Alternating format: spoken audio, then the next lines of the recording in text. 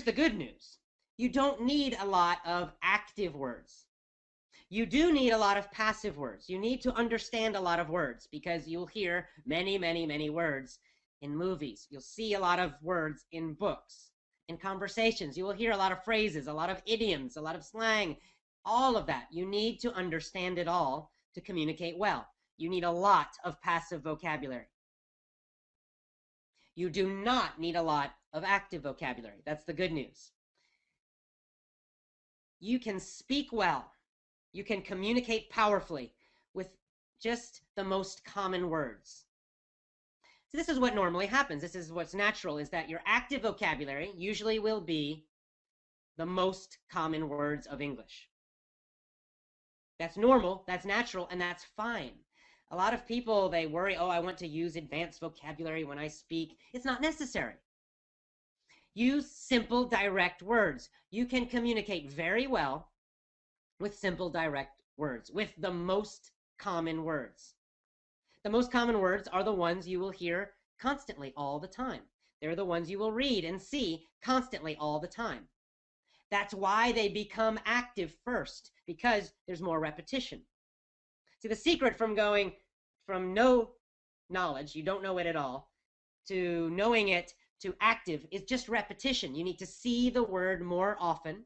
You need to see it, repeat it again and again. You need to understand it and hear it, understand it and hear it. After you understand it and hear it several times, then you'll know it passively. If there's emotion, if there's a real situation, that will happen faster. How do you make the word go from passive to active? It's just the same thing, more repetition. You need to hear it more. You need to understand it more, again and again, more repetition. And if there's strong emotion and real situations, that happens faster. And eventually then it becomes active. It's more repetition. So of course, more common words, the most common words in English are the ones you hear the most often. You get a lot of repetition of these words. For example, the words I'm using right now in this show. You hear these words constantly. You hear a lot of repetition, so probably they are active for you. But maybe there's some less common word. You only hear it once or twice. So you might know it a little bit passively, but you're not ready to use it yet. That's okay. It's less common. That means you don't really need to use it so much. You probably can say what you need to say using common vocabulary. But that's the point. People want to sound intellectual, maybe. I'm not sure the reason, but the point is most ideas can be communicated with simple, common words. So focus your vocabulary effort more on passive, more on understanding as many words as you can. That's a lot of reading and a lot of listening, and it's using real situations, real stories, real books, not lists, not textbooks. Don't worry too much about active vocabulary. It will naturally get better as you get more repetition from listening and reading. All right, so it's time now for question time. That's when I answer your questions on Twitter. So my Twitter is twitter.com/AJHoge. That's AJHOGE. I'm answering your questions now. Let's go to Twitter and see what kind of questions we have. All right, here we go. Okay, Coach Assad on Twitter asks, what is the process of reading a novel? Should I look up every word that I don't know or just skip it?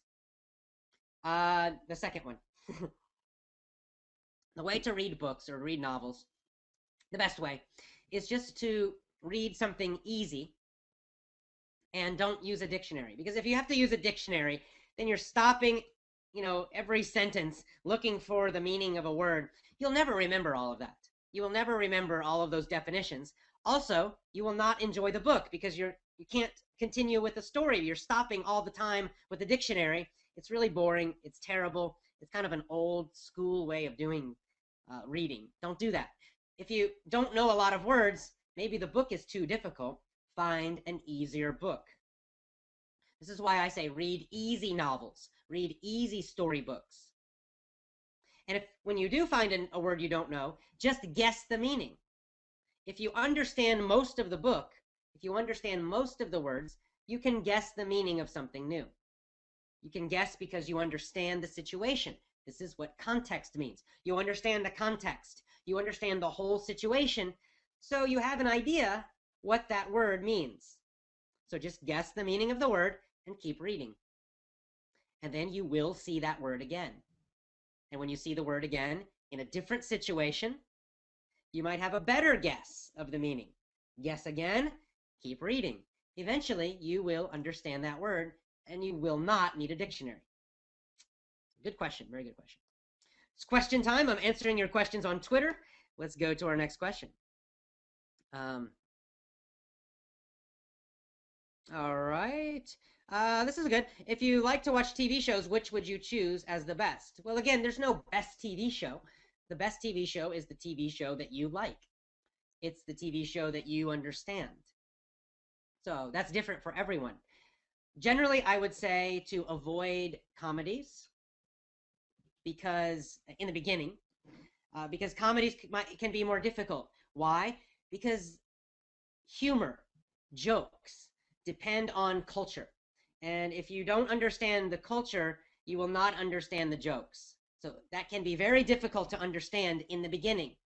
Now later, as you understand more, yes, comedy can be quite good. It's good for you to understand the culture more. But in the beginning, I would suggest something more like a drama, or a family type show, something like that. So, but it's up to you, really. It's whatever you enjoy. So it's really more your interest that's important. All right, let's go to our Twitter questions and see what we have next. I can take a few more Twitter questions. All right, let's see. All right, Twitter. Constantly understand. Okay, here's a question from Jakob Jaworski. What can I do when I hear a certain word constantly and I understand it, but actually I still don't know how to use it? Well, just what I was talking about. So you're constantly understanding it. You're constantly hearing a word. You're understanding it a lot, but you're still not able to use it. My advice is just relax. There's no reason you have to use one certain word. We need to be flexible when we communicate. So if you're having trouble with one word, don't worry about it. Maybe you still need more repetition. So don't use the word. There's no benefit to forcing, to say, I must use this word, and then trying to force yourself to do it. That just makes it makes English very stressful. There are many words in English, and probably you know another word that has same or close to the same meaning, and just use the other word that you're more comfortable with. We all do this in our own language. I do this. I have certain vocabulary that I use, certain words that I use again and again, because I'm comfortable with those words. Now, I know lots of other words that I might use in one specific situation, or if I'm writing, but mostly I use the words that I am most comfortable with, the ones I know the best, the ones I use constantly. It's my own personal speaking style. We all do this. So there's no need to force yourself to use a certain word. Find another word that you already know, or other words. You can find a different way to say it. And eventually you will understand that word better, and you will eventually use it. That's fine. Just don't make yourself stressed about it. That's the point. Relax about it. Focus on communicating your ideas, not on the parts of the language. All right, I'll take one more Twitter question, and then we'll come back. Okay, here's an interesting question, and I can't pronounce the name because it's Zibin Krowat. I don't know, it's a Twitter name. It says, are science books good for learning English for somebody who doesn't like novels or children's books? Yes. Well, here's the thing. Here's the rule about books, and here's my rule. It's not really a rule, but it's a suggestion, a strong suggestion. The best book is the book you enjoy. The best topic is the topic that is very interesting to you. So I use children's books, I use novels as an example, because you can find easy books on those topics. But if you hate those things, if they're boring, don't read those. So this person enjoys science and wants to read science books. Then yes, read science books, definitely. If you love cars and motorcycles, read about cars and motorcycles. Listen to audiobooks and podcasts about cars and motorcycles. If you love medicine, then read about medicine. The point is, read something that's super interesting to you. And you can find children's books. So if you need something easy and you like science, you could find science books for kids. Read those. And of course, eventually then you can read more difficult books. You can read science books for teenagers and then eventually science books for adults. So certainly, if you love science, read about science. If you love sports, read about sports.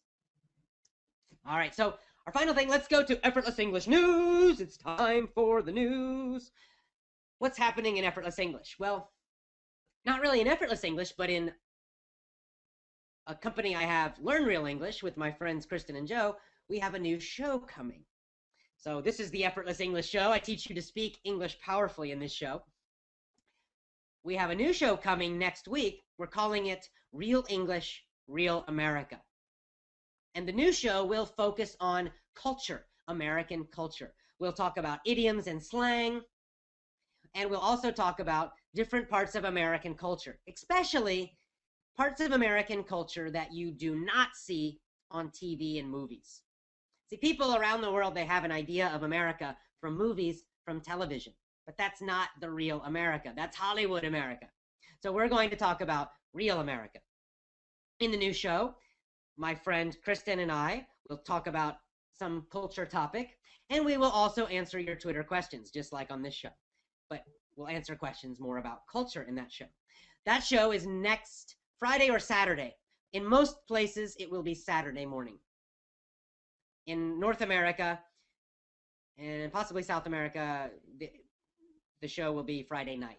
So Friday night and Saturday morning, I will announce the times for the Real America show on Twitter here. So just follow my Twitter and I'll tell you the new dates and times, and I'll give you a link to that show.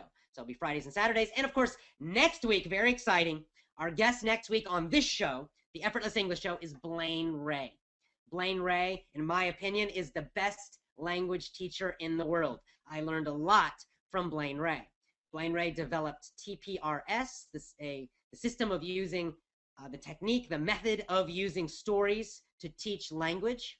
And he will be our guest next week on the Effortless English Show. So come back here. So that's it for our show. As always, we end the show with our code and our mission. This is what makes our community, our international community, special. Our code is simply how we treat each other, how we act. Our code has only 3 parts. It's very simple. We do the best we can. We do the right thing. We show each other that we care. And our mission is our deep purpose. Yes, our purpose is to help you speak English powerfully, but we even have a deeper purpose and a really strong meaning to Effortless English. And that is to explore new opportunities for growth, to bring confidence, vitality, and happiness to people all over the world, to boldly go where we have never gone before. Thank you so much. I love talking to you. I love teaching you. It's so wonderful to connect with you every week. I will see you next week. As always, go to effortlessenglishclub.com to join our free email course, or also to get one of our paid courses, Power English, the original course, or the VIP program. I will see you next time. Have a great day. Bye for now.